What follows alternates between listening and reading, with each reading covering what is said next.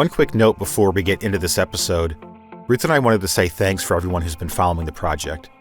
We're going to stick with our every other week release schedule for the time being, which gives us time to speak with people that have been reaching out and check out new information as we receive it.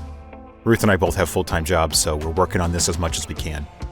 Shameless plug here, but if you're interested in helping us out, please like and share this podcast with friends or family who you think might be interested.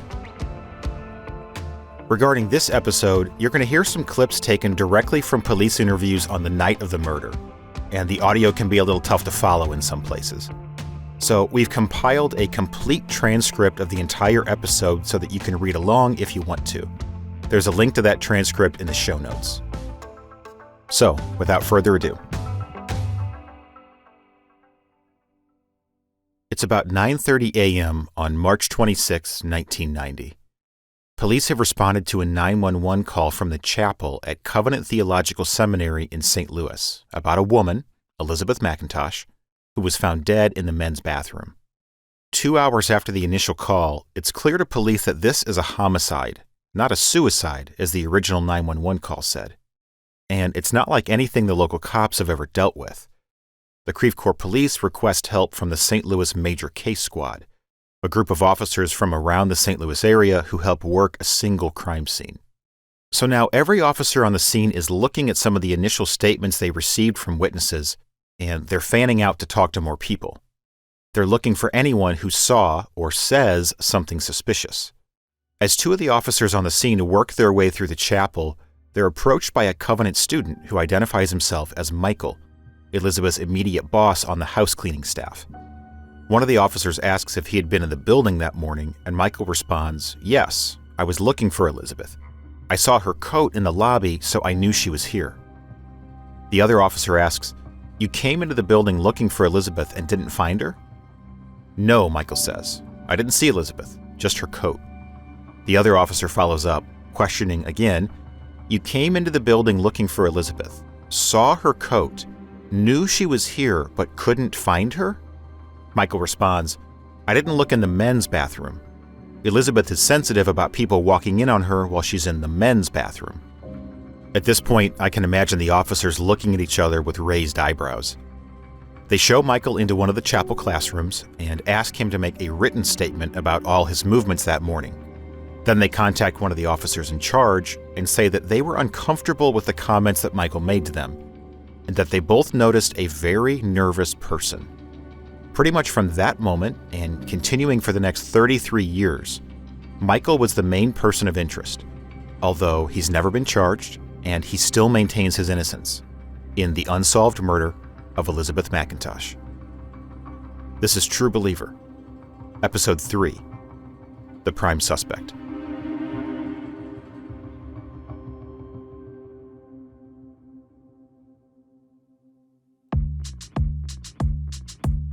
The suspicions of the police revolve around an incident that started about 2 weeks before Elizabeth's death. In this episode, we'll talk about that incident, and you'll hear Michael describe his interactions with Elizabeth, in his own words, in interviews conducted by the police. Here's Detectives George Hodak and Dennis Spory, whom you heard in the last episode, talking about the first thing that went wrong with the investigation on the day of the murder. We're not here to say we didn't make mistakes. Okay, there were some mistakes that were made early in the investigation that did hinder what happened later. And I don't want to put it off on the man, but the commander is the guy in charge. And if he doesn't coordinate it correctly, then things get screwed up. And my feeling was we were kind of... hamstrung. Yeah, we were hamstrung. The biggest mistake, and I think you'll agree, is that on the day this happened, we pulled, I say we because I was part of the team, but it wasn't me. We pulled in probably the biggest suspect at 8 o'clock at night when we've all been working for 12 hours, which is not conducive to getting things taken care of. We pulled him in, talked to him, interviewed him on the same day that this went down. Essentially, what Hodak and Spory are saying is that on the day of the murder, they feel like things went too fast. And decisions made that day continue to impact the current investigation. To understand what happened, we'll play you clips of detectives talking to Michael and his wife Jill on the day of the murder.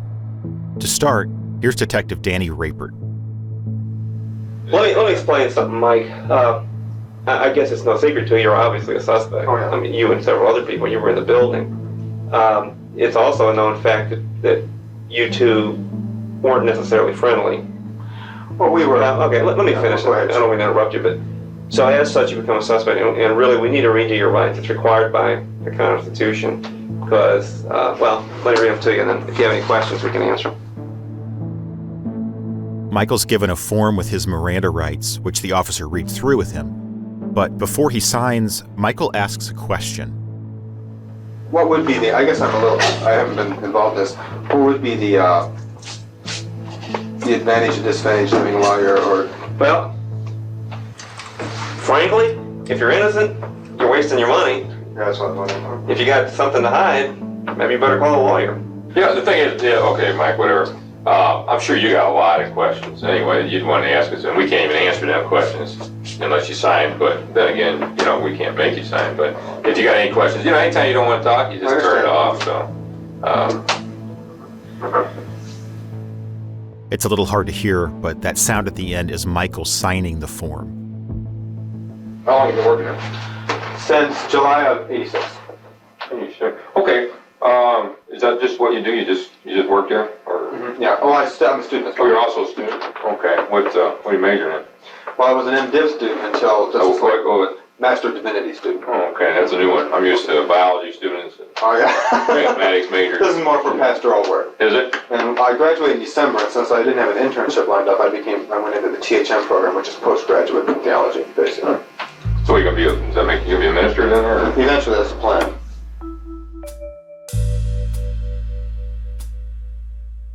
Michael tells police that he finished his degree the previous semester, but he was taking some additional classes while he looked for a job in the ministry. To help pay for school, he worked under the physical plant director and managed the house cleaning staff of about a half dozen people who were all students, like Elizabeth. By all accounts, she was a pleasant and genial person, eager to help out anywhere she was needed, but people also said she was opinionated and could be stubborn when she thought things weren't being done properly. Over the years, she and Michael butted heads several times.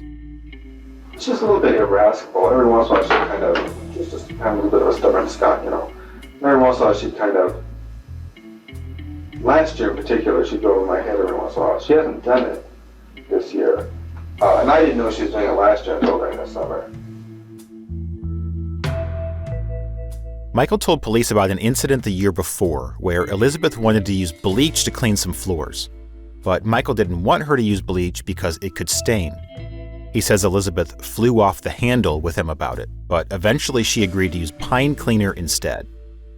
Elizabeth preferred to let the toilet paper rolls in the bathrooms run completely out before replacing them, but Michael wanted them changed when they were almost empty. He chalked this up to her sense of Scottish thriftiness. Elizabeth didn't like using the campus vacuum cleaner because it was too noisy, even after Michael fixed it. Little stuff like that. Sometimes, when she wasn't getting what she wanted from Michael, Elizabeth would go over his head to Tom, the physical plant director, and this really irritated Michael. One interesting thing to note here is the possible connection between Elizabeth's disagreements with Michael and a past work experience in England. Although originally from Scotland, Elizabeth had worked for many years as a head nurse of a large hospital in London. According to a woman who knew Elizabeth well, at that hospital, Elizabeth had problems with a person who had once worked under her and then was promoted to be Elizabeth's supervisor. This person then had Elizabeth fired. Several people in the police report implied that some of Elizabeth's difficulties at Covenant were related to that prior experience. One person said that she had a nervous breakdown in England prior to coming to Covenant, and another said that the incident caused her a great deal of emotional problems. In a personal testimony that Elizabeth wrote for her church newsletter just a couple weeks before her murder, she references that job in London. She says that Job from the Old Testament would have described her last employment position as one of life's mysterious trials. She goes on to say how important it was for her, as a single woman, to see her professional expertise and career recognized, but how, at that hospital, her work ended up being, quote, A harrowing time of endless meetings, accusations, lies, and deceptions, unquote. She describes her decision to leave nursing and study at Covenant and how her faith and friends and church carried her through that change. Now, here I'm going to speculate, but I think it's reasonable that the two incidents, in England and at Covenant, could have been connected in Elizabeth's mind, consciously or otherwise. In England, she has a senior administrative role, but is fired by a former subordinate. Then she comes to America, where she works in a much less glamorous job as a custodian.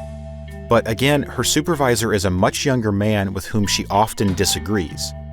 It's possible that her relationship with Michael struck a nerve, given how her experience in England seemed to still be affecting her.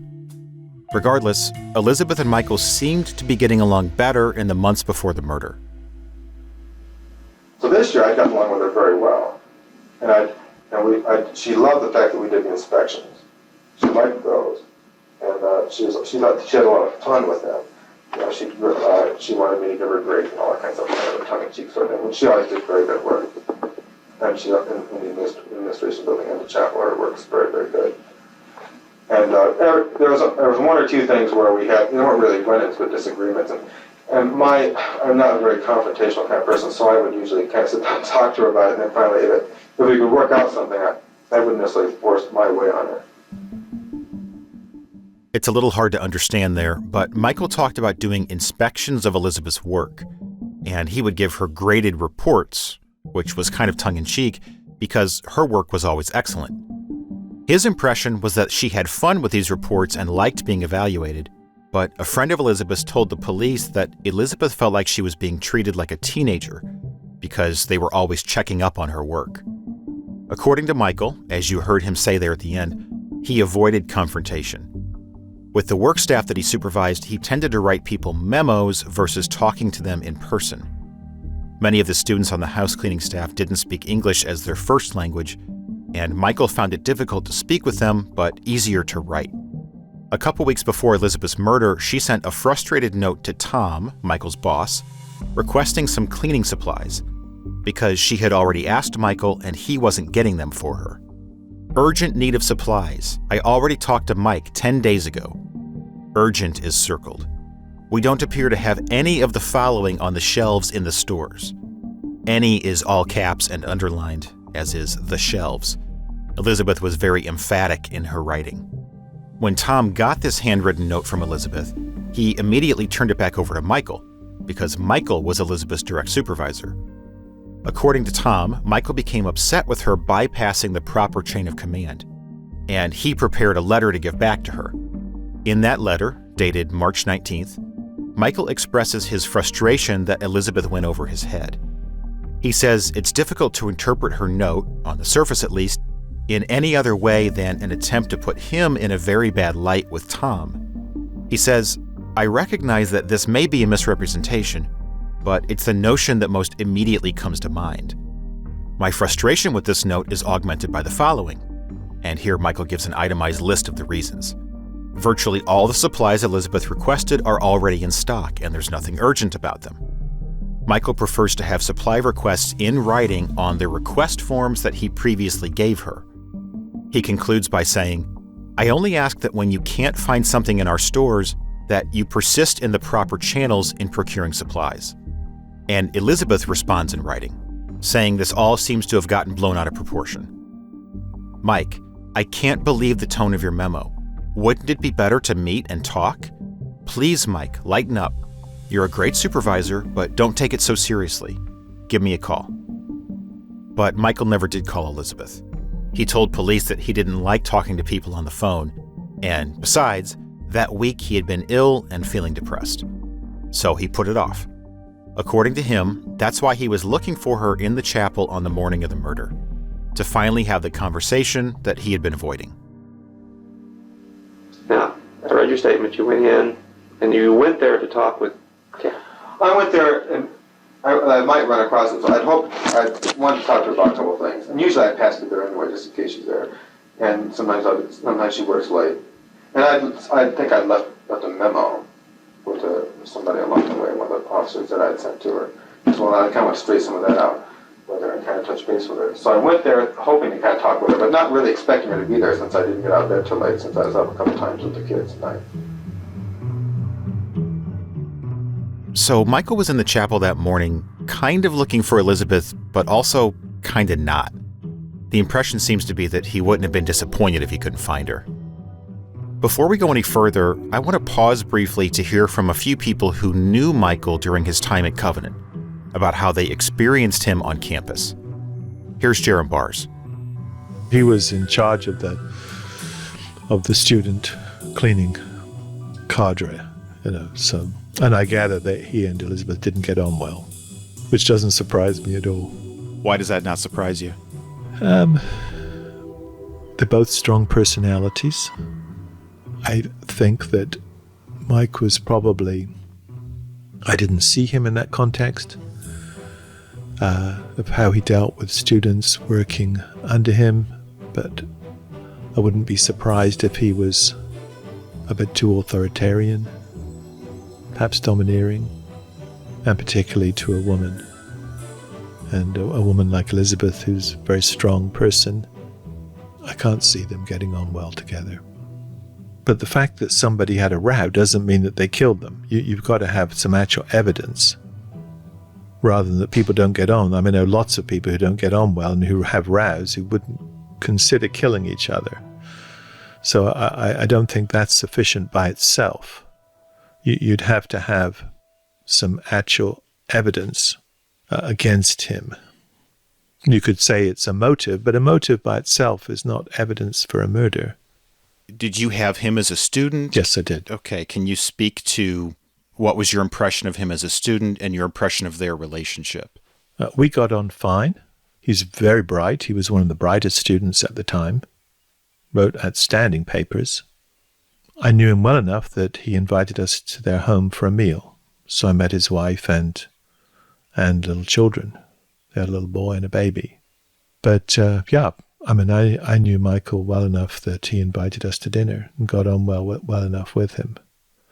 He enjoyed my classes. He was a very good student. I think he was a strong character who didn't perhaps find it easy working with somebody like Elizabeth. That's all I know.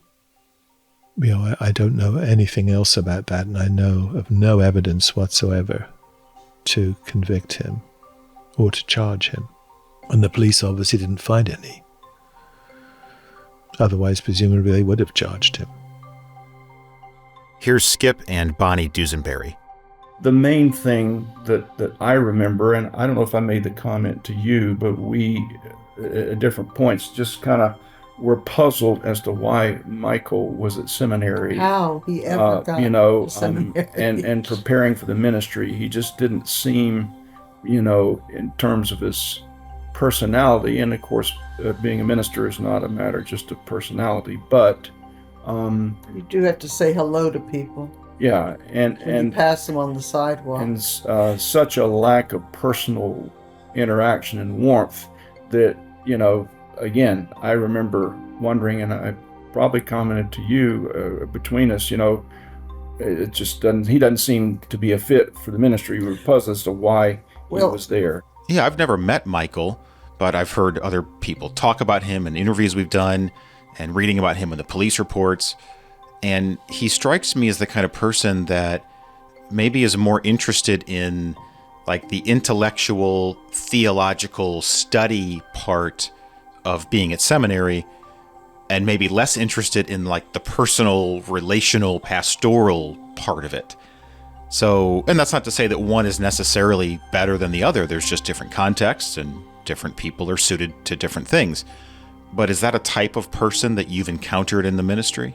Yeah, it is. And that probably is a helpful, succinct way to characterize that. And again, I think that is a type that you find. And certainly, again, that's the reason why I was always puzzled. I mean, Covenant did, I think it was, theologically and intellectually rigorous, but it was particularly focused on preparing pastors more than scholars, like, say, Westminster, at least historically at that point. That was there.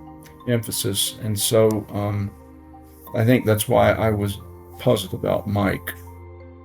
So now, back to Michael's interview with police on the day of the murder. Here's Detectives Hodak and Spory. There were two other detectives that were initially interviewing the suspect. And he was then, the commander then had those two people leave, and two other people came in, and one of them happened to be one of our other detectives, Dan Rapert at the time. And Dan started taking what he had been viewing what was going on, and was taking a lead from those two previous detectives. And he was developing a pretty good rapport with the suspect. And everybody that was watching and we would review the videotape of this, suspect was really rather complacent. Unusual if you're going to be accused of something this bad, that you wouldn't be a little more forceful in some of your answers. And do you think who did this? I'm not sure who would have done something like this. Somebody must have been really mad at her. Yeah. What kind of person do you think would do something like this, Mike? I don't know. It's hard for me to imagine anyone on campus wanting to do it, but I don't know that much about Elizabeth. Why didn't I ask that? What kind of person would do something like this?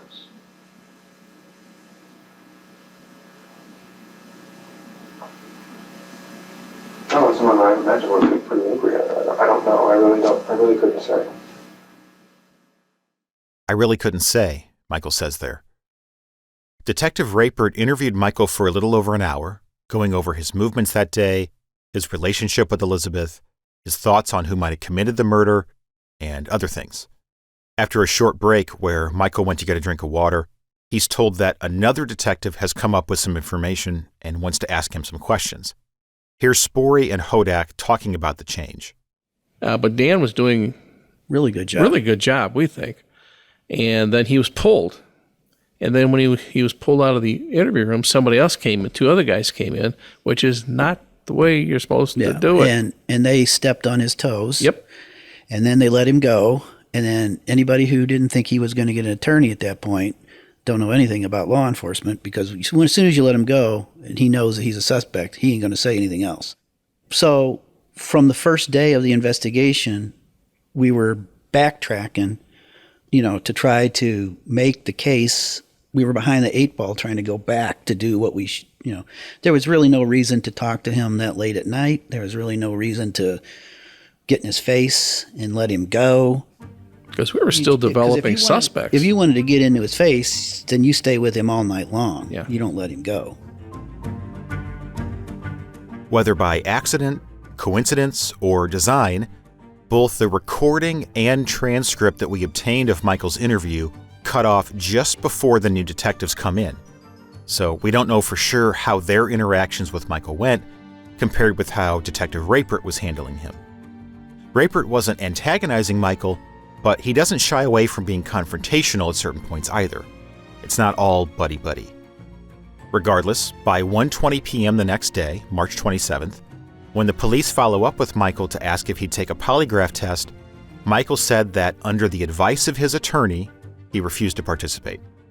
2 days later, on March 29th, Michael's attorney sent him a letter stating, "Not only should you and your wife refrain from talking to the police, but I believe that it would be prudent for the two of you to refrain from talking to anyone at all." With one exception that we'll talk about in a future episode, Michael and his wife Jill have more or less followed that advice to this day. We reached out to them for an interview and heard back through an intermediary. They said that if the case were ever solved, they'd be the first ones to do an interview telling their story. But given that it's still unsolved, talking would only bring more trouble and suspicion on them, which is understandable. There's been a cloud of guilty until proven innocent hanging over them for the last 33 years. Going back to the interview on the day of the murder, it was like a good cop, bad cop situation. Like the commander thought, okay, I'll put these two new guys in and we'll break him right now. Or what's the thinking behind that? There was the good cop. You referred to a good cop, bad cop. Danny was the good cop. Yeah. And, but it was you try to build up a rapport with this person and you try to get them at ease. But if you were able to see the tape, he was really at ease. Yeah, he was pretty much at ease. He had this one suspect had his Bible with him, and I think that was a crutch for him because he would keep his hand on her, he would touch it like this, and he ended up making some gestures during the interview. If a question was asked, he would give a nervous laugh. And when you're in investigation, you're learning how to interview people, you look for those little cues. If you remember back to episode 1, Kyle kept referring to the main suspect as Bible Boy. This is why. The officers felt like Michael was using his Bible as a sort of security blanket. At some point, an innocent person is going to have enough, okay? And after you've told your story 3 or 4 or 5, 6 times, there's nothing else you can say for an innocent person. And so innocent people tend to get a little upset when they keep getting accused. Like, you're accusing me of doing it? Is that what this is? And then they'll start to get mad and they'll say, I can't tell you anything else, I didn't do it. I can't tell you anything else, I didn't do it. This particular person we're talking about never got to that point. He was cool as a cucumber the whole way. And I think I keep saying we, wasn't my decision. Had they left Danny Rapert in there, because he had a rapport with the guy, Danny might not have got him to confess, but would have got a whole much more information. A whole lot more. Yeah, instead of getting up in his face and calling him whatever. Yeah. But let me say this too. I don't want to say that he was our only suspect. Okay, we did check into several other people. He was the main suspect, but any information that we came up with on somebody else, we would look into it. Oh, yeah. There was 5. At least 5, and then even more later on, because the seminary continued to think it was somebody from the outside. And that was one of the and so we did problems we had with the seminary. Yeah, too. we would do at least 2 or 3 supposedly transients that we checked into or located and found and checked into. And so it wasn't like this was the only guy. He was the main guy, but he wasn't the only guy. In this episode, we're focusing on Michael, but we'll talk more about some of the other suspects in future episodes. I was intrigued by Hodak's idea that eventually an innocent person will get upset with the police if they're being accused of a crime. Because as he was saying that, I was thinking, I hope I'm never accused of a crime, because I think I'd act the same way that Michael did. I would have assumed that getting upset with the police would make them think I was guilty, not innocent. Ruth and I wanted to explore this idea about police interrogation methods and how they view suspect responses. So we got in touch with Dave Thompson, president of Wicklander Zalowski, a company that specializes in investigative interview training. One thing that police have told us in talking about this specific interview is that they talk about Michael's, and we're just using first names, they talk about Michael's affect. He seems very flat, he seems very, relatively calm, he's not reacting very much to the severity of the situation. How does that explanation strike you, and is that an appropriate interpretation, maybe, of how somebody might be in an interview? I don't blame the investigators for having that opinion, especially at the time, 1990, when interviews were conducted, and more than likely the way they were trained. But now, looking back 30 years later in hindsight, we have research now that talks about trauma and how trauma may impact somebody's behavior, their memory, how they might appear in the interview. We've got research that looks at how victims or witnesses have been misclassified as guilty because they appeared flat. Or I think there's one incident here where we got, maybe it was Michael, that laughed during a response that gets misclassified as guilt, but maybe that's how some people respond to things. And some of the research today shows us that our ability to detect deception based off somebody's physical behavior is about 54% accurate. So like flipping a coin. So yeah, somebody being flat, I could see as an investigator thinking, hey, this person, has somebody known to them. They're being investigated for this terrible kind of heinous crime. They should be emotional and upset. I'd be emotional. I'd be defensive. But we can't make an assumption of how somebody else would act because we're all going to handle that a little bit differently. So weird does not always mean guilty. And that's where it's tough that there's not a magic wand to know that answer, I guess. Especially when you have a cold case, or maybe just a case without a lot of evidence. You see a lot of investigators often walk in with a mindset of a kind of a presumption of guilt. So maybe we think TJ's our suspect because there's a witness that says it looks like TJ. And so sometimes an investigator may have this bias and they walk into the investigation with no DNA, no fingerprints, no nothing else, but they've got this witness who has a rough idea. And you see an interview take on a guilt presumptive approach where it's very much accusatory. They refuse to accept alternative theories or denial. So the long-winded answer to that is I'd rather have an interviewer ask more open-ended questions, fact-gathering questions, and try to establish a version of a story versus maybe known evidence or other events and try to compare the two versus how did somebody look or feel during the interview? Do they feel guilty? Because that's where we lead to some of the issues with misclassification and false confessions. So what we would teach in today's world, if you're seeing a lot of these changes in behavior, maybe somebody's behavior doesn't seem to meet what you think they should be responding, is that should just be the investigative mindset. All right, let me ask more questions. Let me figure out more about that topic. Maybe there's other evidence that we can prove or disprove their story versus I ask a question, they avoided eye contact, they seemed a little defensive, check mark, that's a bad answer. We're getting away from that type of mindset. What is beneficial, by the way, and surprising, is that you have recordings from interviews from 30 years ago, and not just by confession.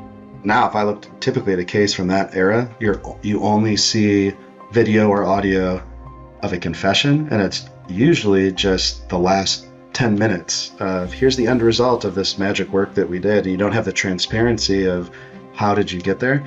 And it's also rare to see more witness type interviews being recorded. So I think when you ask me the first question is kind of what does best practice look like, recording is best practice. And having the ability, even as an investor, if you're the cold case investigator, being able to go back and pick out all these details and further investigate is a huge benefit versus relying on somebody's police report of what they recalled happened and hoping that that's accurate and transparent to what actually happened. So I think that's well done by the agency. Well, maybe that was policy at the time, but well done by them to have those recorded. Not only is it great that the Creve Coeur Police recorded so many hours of interviews, but to their credit, they've been incredibly helpful in giving us access to all of it, along with other reports and documents from the investigation. This project would not have been possible without that cooperation. So, when the police brought Michael in for questioning the day of the murder, it wasn't just his demeanor that raised their suspicion. Earlier in the day, detectives Hodak and Spory, who you've been listening to, interviewed Michael's wife, Jill, at their apartment on campus. And when Michael was brought to the station for his interview later that evening, Jill was brought in for her own separate interview. Of special interest to the investigators was the timing of Michael's movements earlier that morning. He says he got up around 6:30 and arrived on campus to look for Elizabeth around 7:10. We just want to go over again what transpired or what happened yesterday or this morning with Mike. And because we've got some problems with the fact that some things are just not meshing right. We're trying to get everything meshed right. Okay. So what time did he leave about? Around 7, I think. It takes time to take a shower and shave and get dressed. So we left around 7. He made a point of kissing Kirsty and me and Carl. I want to linger here to talk about this supposed discrepancy in the time that Michael left. Throughout the hours of interviews and the hundreds of pages of reports that we reviewed, the police seem to fixate on this idea that Michael and Jill contradict what time Michael left the house that morning. Michael consistently maintained, across several statements and interviews, that he woke up around 6:30 and left his apartment around 7:05, although the clock on their apartment ran a few minutes fast. Michael and his family lived in the apartments on campus, so it was only a short walk to get to the chapel. Jill initially told police that she thought he left sometime between 6:45 and 7. And then in her recorded interview, as you just heard, she says he left around 7 a.m. She also says that he woke up around 6:30. Here's Detective Rapert talking to Michael about the supposed discrepancies. I had your wife go over your time. Her times and your times are different. She's got you leaving a little earlier. Yeah, she probably did. I'm a little bit more conscious of because I have to keep track of the hours. I do want a little bit of time for the devotional time and stuff like that. I'm a little more conscious of where the time is than she is. She doesn't go anywhere. She was staying there in the morning, so it wouldn't have been something that she would have been that terribly conscious of. She'd mentioned that she'd tell me what the times were, and I realized it was a little bit earlier than I'd said. But well, for instance, when I was in the chapel, I talked to John. Mm-hmm. Well, John put your time a little earlier, too. Well, it wasn't that much earlier. The John that they're referring to is the student that we talked about in the last episode. He's the student that would sometimes sing alone in the mornings. Michael saw him in lecture room 1 when he opened the door to turn the lights out. According to John's statement to the police on the night of the murder, he remembers looking at his watch at exactly 7:17 that morning, because he was keeping track of the time to make sure he finished his prayer session by 8 o'clock. And he thought that Michael opened the door about 10 minutes prior to that, putting the time of their interaction around 7:07. Like I say, the clock chimed 7 as I was leaving, so. And it's 7 minutes fast, so it wouldn't have been much different than that. There may be some difference. Like I said, there may be a little bit of difference. Like it may have been 7 by the time I hit the chapel, but it wasn't that terrible much difference. Well, as you may not know, the art of forensic science, which is the study of obviously dead bodies, as gruesome as it may be, is probably one of the more exacting sciences. They know more about dead bodies than they do about live ones because they can cut them open, take them apart, put them under a microscope, which is essentially what they've done in this case. And they've been able to pretty much pinpoint when the murder took place, which is why we're trying to narrow down the times so terribly much. I don't know. We could put you in there a few minutes earlier. In essence, you're in the building looking for Elizabeth at the time that Elizabeth is being murdered.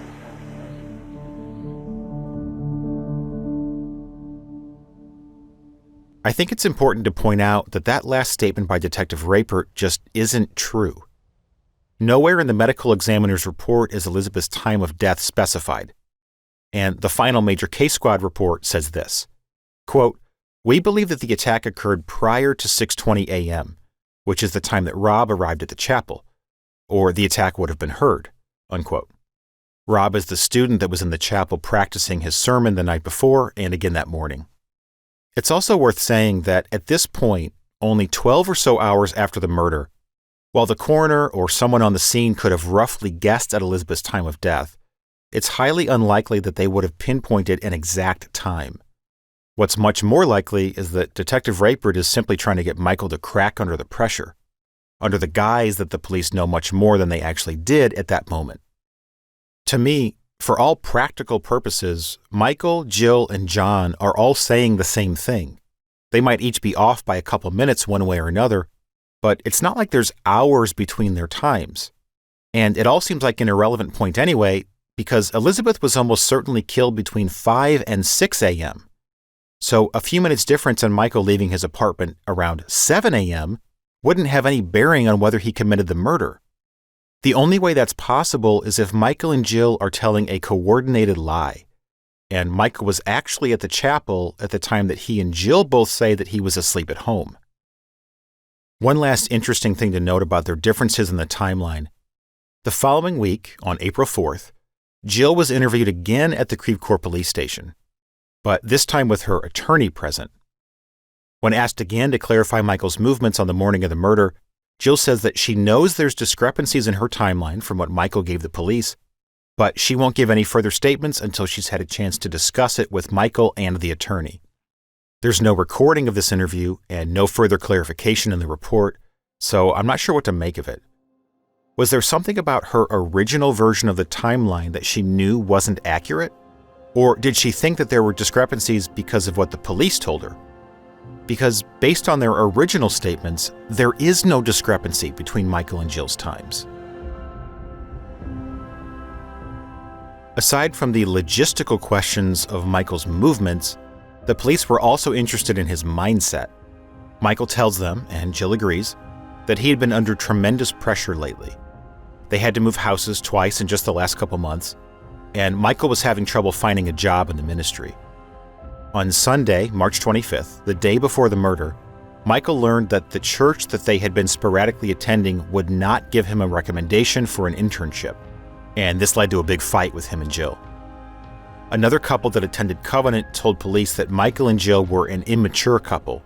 Their relationship was strained, and that Jill thought Michael wasn't trying hard enough to get a job. So, the police were interested in that argument, and whether or not Michael told Jill about his plans to talk to Elizabeth the next morning. Last night, have a conversation with your wife about Elizabeth? No, I don't think so.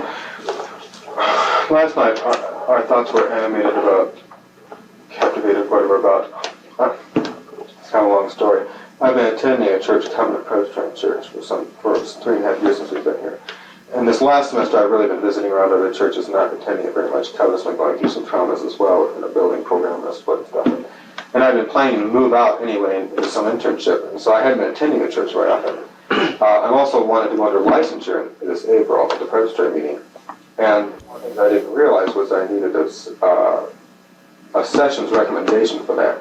Since Covenant was the church I'd attended the most, I'd asked them for a recommendation. Since I hadn't been attending very much, they said they wouldn't. I found out Sunday night, probably around 5 o'clock or so, that they wouldn't give me a recommendation, which was a little bit frustrating. So we were a little bit anxious about that. Did you have a conversation with him the night before about this? Sunday? Last night? Yeah. About him, about the fact that he was going to go and talk to her or something? We talked about a lot of things last night. One of them being the fact that he has a hard time confronting people, and we may have discussed that he needed to talk to Elizabeth. But he didn't tell me specifically, well, first thing tomorrow morning I'm going to look for Elizabeth to talk to her about this. I don't remember him saying anything like that. Jill's holding her 9-month-old baby during the interview, and the audio gets pretty hard to understand as the baby gets more and more upset. For what it's worth, you're going to hear from that baby in a future episode. The way Michael and Jill describe it, their conversation on March 25th sounds like it wasn't a big deal. And both of them are pretty cagey about whether or not Elizabeth was a topic during the argument. But according to multiple people we spoke with, the argument was more heated. They say Michael grabbed Jill by the hair and dragged her around. And here it's worth noting that, according to the forensic evidence, Elizabeth's killer grabbed her by the hair and dragged her into the bathroom. As we did our research for this series, we heard multiple people say something that they heard from Michael and Jill's next-door neighbors on campus. As the neighbors described it, there was a lot of noise coming out of that apartment. This is a detail that will stick in the minds of the police as they think about someone who might be violent towards a woman or a colleague. During her interview, Detective Hodak asked Jill whether she and Michael ever had issues in their marriage. He doesn't have a temper, does he? Well, he does have a temper, Jill says. Sometimes. He hasn't hit her, but he has grabbed her. On the tape, after she says this, there's a long pause. In another part of the police report, but separate from her recorded interview, Jill tells police that Michael would sometimes grab her by the hair. I want to stress here that we're including these details because they are relevant to this story and to the police investigation. But nothing we've just described is equal to murder. And as we'll say again and again, Michael has never been charged with any crime, and he is innocent until proven guilty.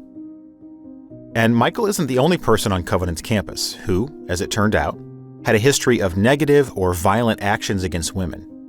As we'll talk about in future episodes, there are some concerning questions about how much the Covenant administration knew about these men and what they did or didn't do about them. And as Detective Spory briefly mentioned, The police had some issues with the way that the Covenant administration handled the investigation. We'll talk more about those issues in the next episode. I remember working, and I don't know how long we were there that day, but the major case squad went from early to late. I mean, you work more, almost 12 hours, 14 hours. But I remember big heavy-set detective from University City. We were going home, and we were on the elevator, and he goes, "George, you okay?" And I said, "Yeah." He goes, "Man, you look like shit." I said, "Well, I've been here all day." And it did. It wore, and I can tell you when I was assistant commander later on with the major case squad, I wasn't the head cheese, but I was like second in charge cheese when they called us out. And I can remember thinking, now, what did we do wrong at that one that we're not going to do wrong on this one? Mm-hmm. All right. And, there were some things, we were really tired. And I can remember saying, "Okay, we're tired, boys, we're going home." And like half of them, half of the guys said, "Well, we can't, it's still open." I go, "You're tired. You're going to screw up. Go home. Come back tomorrow at 7 or whatever." So I use that as a kind of a learning tool of what not to do, even though we still made mistakes. And every investigation has a mistake because you weren't there. You're just trying to piece things together. You can't possibly get everything right. So it's the end of the day on March 26, 1990, the day of the murder. The police consider Michael as their prime suspect, although he wasn't the only suspect. Many of the people on the Covenant campus were in shock and didn't want to believe that Elizabeth's killer could be one of them. But others, like Professor Jerome Bars, weren't afraid to face the most likely possibility. The day is not clear in my mind. Just as an overwhelming feeling of shock and horror that such a thing could happen at the seminary. And you take refuge in the notion it has to be somebody from outside. Some bizarre thing, somebody wandering in and killing her, but that's not true. Even if you sort of vaguely hope it is, it has to be somebody who knew her here. One of her fellow students, somebody on the staff, one of the faculty, and one's assumption had to be it was one of our students. True Believer is written, recorded, edited, mixed, and executive produced by TJ Ingracia. Co-written and co-produced by Ruth Servin Smith. Research and development by Kyle Hackman and Doug Servin. Visit TrueBelieverPodcast.com to see additional materials related to each episode or to get in touch with us. If you're someone who knew Elizabeth or have any information related to her murder, we'd love to hear from you. Next time on True Believer. It had to be somebody she knew, or she wouldn't have opened the door, or it had to be someone with a key to have access to the door. They don't know who did it, but it's being investigated, and we might need to brace ourselves for it might be someone we know. Not being able to have the cooperation we would have suspected we had gotten from the seminary was frustrating. And that played out years and years and years after that. And they actually did their own investigation, which we've never seen. I did not know until a couple of weeks ago that people were discouraged from cooperating with the police.